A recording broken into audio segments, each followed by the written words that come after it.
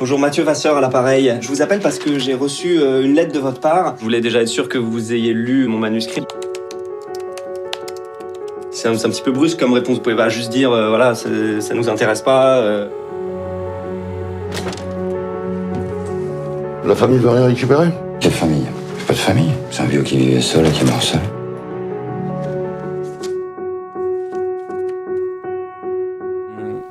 En fait, it's an idea which comes from my screenwriter, my co-screenwriter.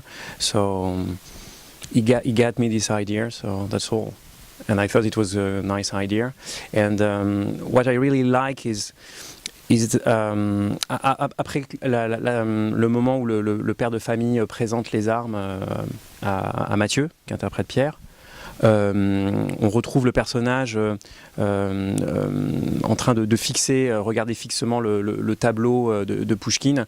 Et j'aimais vraiment ce moment, on sent que le personnage commence à rentrer dans un autre, à basculer, quoi. Et on rentre un peu dans sa psychose, dans son angoisse. Le personnage, c'est-à-dire le personnage... que interprète Pierre, Mathieu. Yes, it is at the moment where the father show to the protagonist all his weapon, all the beautiful weapon, and there is a moment where we pause and we see our main character fixing this poster, and there I feel that we understand something is starting to work in his mind, and I really like this moment. Évidemment, c'est un titre ironique. Au départ, le film devait s'intituler L'homme de paille. Obviously, the title is the irony, but in the beginning, it was going to be called The Man of Straw. Ce qui n'est pas forcément vraiment vraiment l'idée du film. C'est en fait le distributeur français qui a eu l'idée de ce titre. Et en fait, pour moi, je le trouve vraiment intéressant dans la mesure où le personnage, tout au long du film, commet des actions vraiment répréhensibles, mais il fait tout pour conserver l'identité et l'image positive, l'image idéale qu'il souhaite donner à sa belle famille. Actually, it is a title that came from our French distributor, but I really like it. I think it's very interesting since obviously it's the opposite, but the whole film we know he's striving to really keep this image, this impression that he wants to give to his step family of being this ideal man, this perfect man. Et à la fin, il est prêt à tout sacrifier. Et à la fin, il n'a même plus d'identité. Il est censé être mort aux yeux de tous. Et ce qu'il souhaite, c'est que sa femme conserve l'image positive de lui. Et il est prêt pour ça à détruire sa propre identité. And as things go, he's ready to sacrifice everything. He no longer has an identity, and basically just to save for his wife the ideal idea she has of him, he's ready to give up even himself, his own identity. At the end, he's just a ghost. You know, the last frame of the film, you see Pierre walking. It's just a ghost.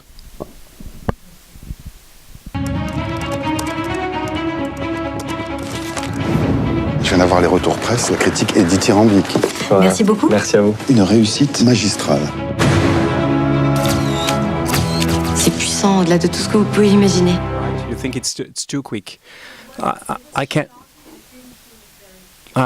understand what you feel, but mais en même temps, le personnage qu'interprète Thibaut Vincent, Stanislas, le personnage que vous mentionnez, dès le départ a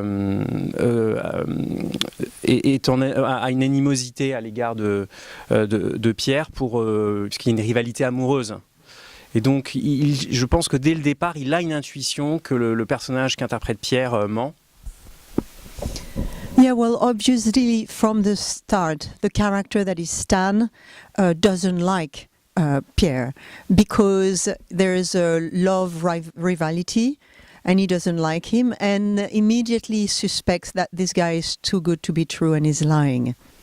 Et d'autre part, il ne faut pas oublier qu'il y a eu précédemment la séquence où Pierre est au téléphone avec le maître chanteur et le personnage de Stanislas rentre à la fin de cette séquence et peut entendre les dernières phrases prononcées par Pierre où il évoque de l'argent. Et donc il y a quand même il est du coup assez soupçonneux à ce moment-là. Well, and as well, you have a hint. There was a scene just before that where he steps in just at the moment where Pierre is on the phone with the blackmailer. And he feels the tension. He knows they're talking about money, that there's something up. Et la scène, donc quand Stanislas va dans la pièce où Pierre travaille, il a l'intuition de quelque chose, mais il n'en est pas sûr. Donc il fouille. Yeah, so when he comes in the room where Pierre is working, he already has an intuition. He's not sure, so that's why he's sort of searching around. And I think maybe it's something that could help you understand. Of course, there is that rivalry because he's really jealous because of Alice, but at the same time, he's not looking for the guns, the weapon. I think when he's looking, you can see he's like seeing what is written in the books and checking the computer and checking papers, basically. So he's not looking for weapon. He's not looking for okay, he stole it. He's looking for something, just something to. Yeah, that's it. I think that can help. Avant, vous avez eu la scène au bord de la piscine. Où il est assez surpris de voir Pierre devant cet écran d'ordinateur qui est vide. Enfin, donc ça joue aussi. And before that, there was as well the scene by the swimming pool where he's surprised to see Pierre working in front of a blank computer screen. So there's many things that makes him suspicious. Oui, ça se dessine.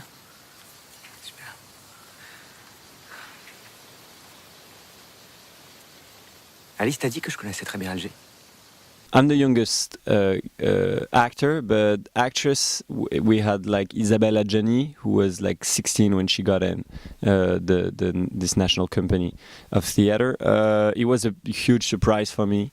I couldn't even dream about it because it's so big when you're an actor in France. This is kind of the equivalent of the Royal Shakespeare Company, but even bigger in France. So this is a real honor. I've done a pretty classical, I would say, studies as an actor. I started with a cours named the Cours Florent, a famous school in France, and then the National Conservatory of Dramatic Art in Paris. And I just did 1 year. I had to do 3 years in that school, but I just did 1 year. I was already lucky enough to work, to have shootings and play, theater plays. And one day my phone rang, and I thought it was a prank because they were basically telling me, do you want to do an audition for the Comédie Française?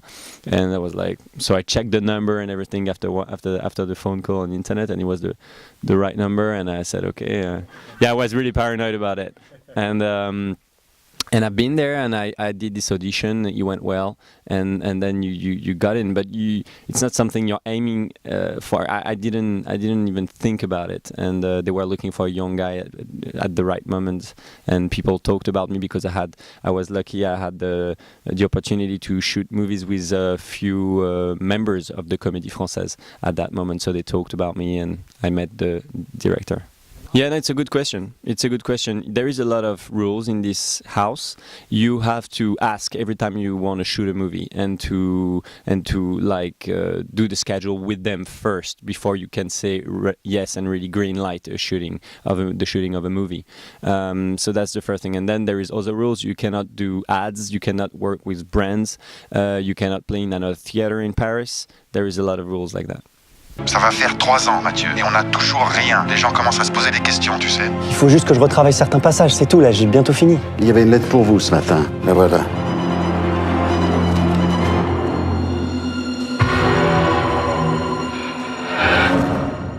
think there is something symbolic in there in here. I mean, Yann talked yesterday during the Q&A about the fact that you have maybe the movie is also asking the question of, do you have to kill someone or something in you to create something?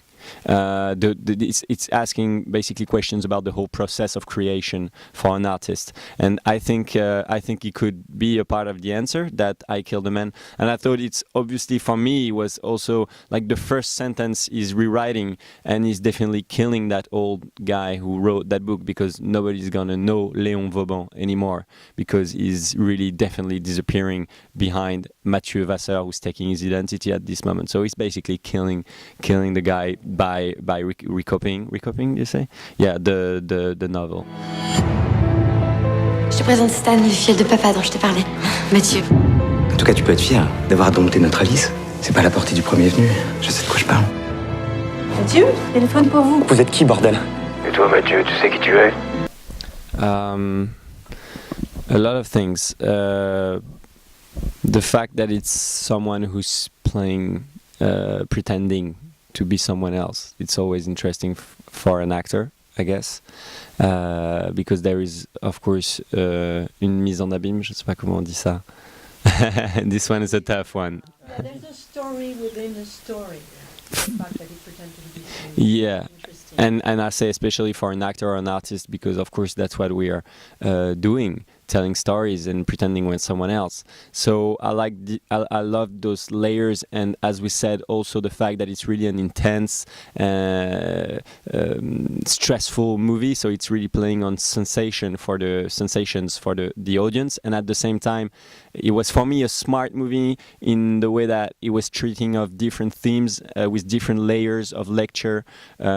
As we said, of the creation, the talent, the inspiration, and I loved that.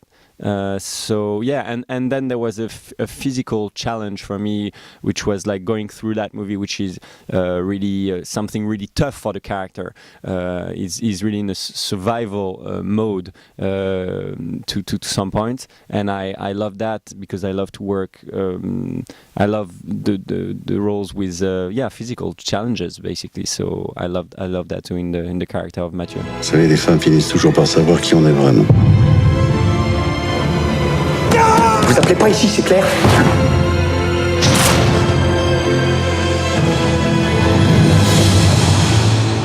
Putain, mais vous êtes où?